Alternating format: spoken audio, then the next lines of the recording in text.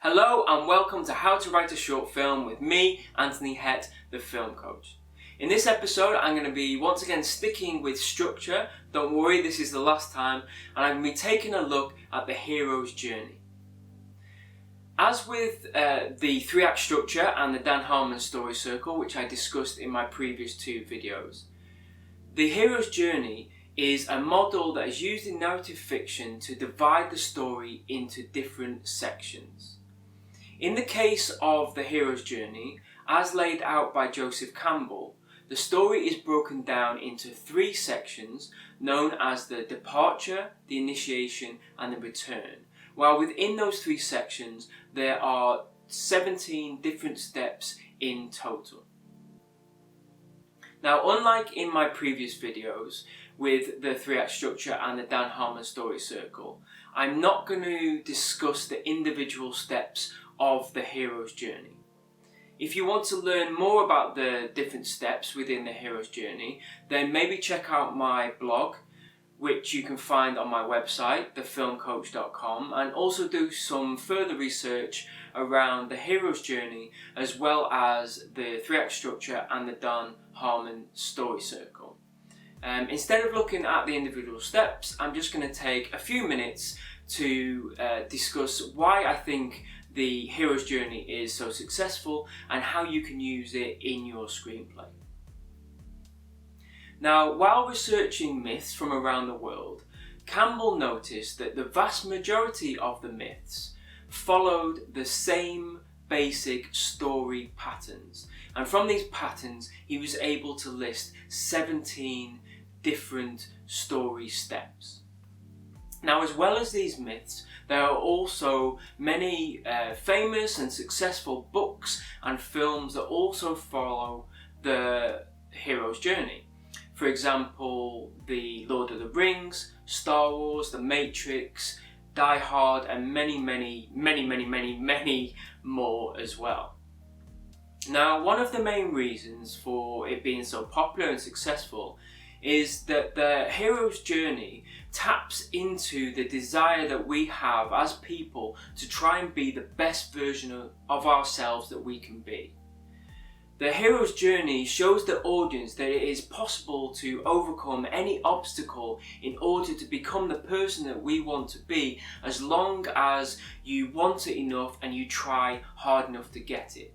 Now, I'm not completely convinced about that as a life lesson, but as a story structure, it works really well, because this is how people want to believe that they are. We all want to see ourselves, or the majority of us want to see ourselves as the hero within our own story. The hero's journey is also a truly universal storytelling style. It is something that is found within stories throughout the world that have been told in this way for thousands of years.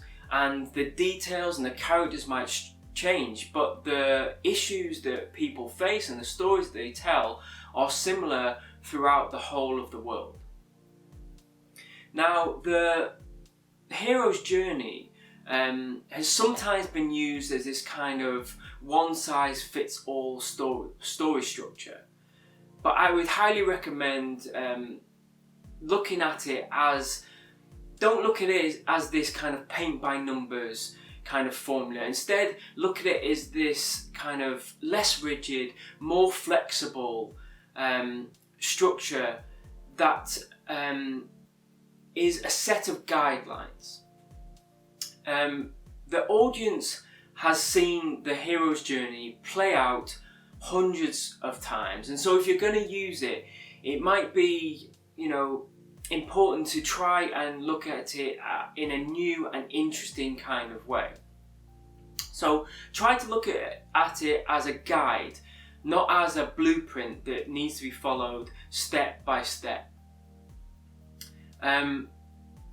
Because although you can have a unique plot and an interesting set of characters within a familiar structure such as the hero's journey, and that's still probably going to be popular with an audience.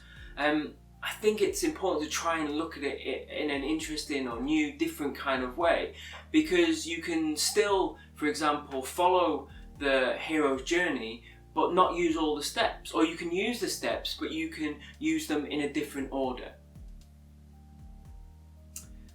So I think it's important to try and understand how to use the different structures that I've discussed in my recent videos, the 3-act structure, the Dan Harmon story circle, and also the hero's journey.